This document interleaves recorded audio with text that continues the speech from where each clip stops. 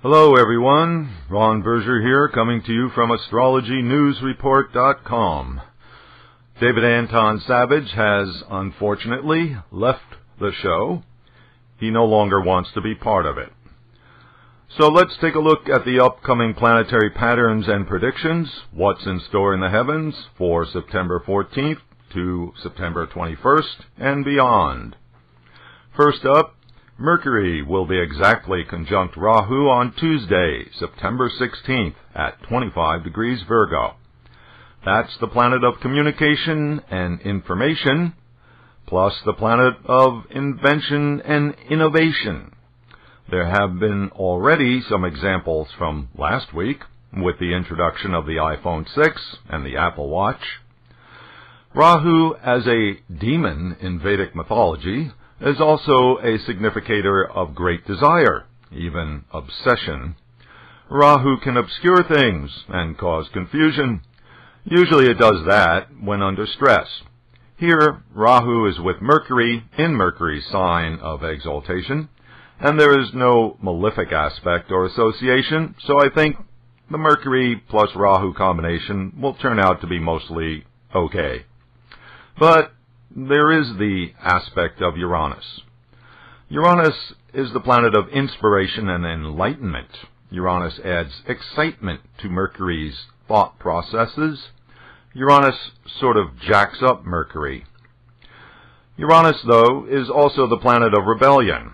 So with Mercury, it can result in radical thinking, unconventional ideas, and of course, Uranus is the planet of sudden events. And Mercury is the media, which results in surprising news items, which there have been plenty of recently. Mercury will leave Virgo and enter Libra on Saturday, September 20th.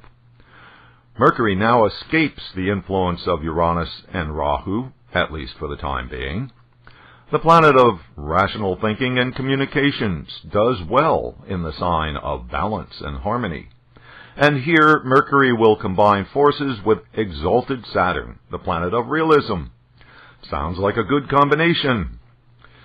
At this time, Mercury is slowing down in its progress through the zodiac as it prepares to go retrograde on October 4th.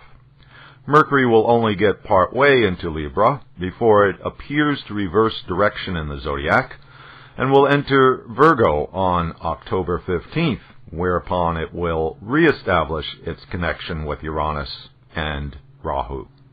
It will be the last Mercury retrograde period of 2014, and I'll be going over the implications in a couple of shows when the time comes.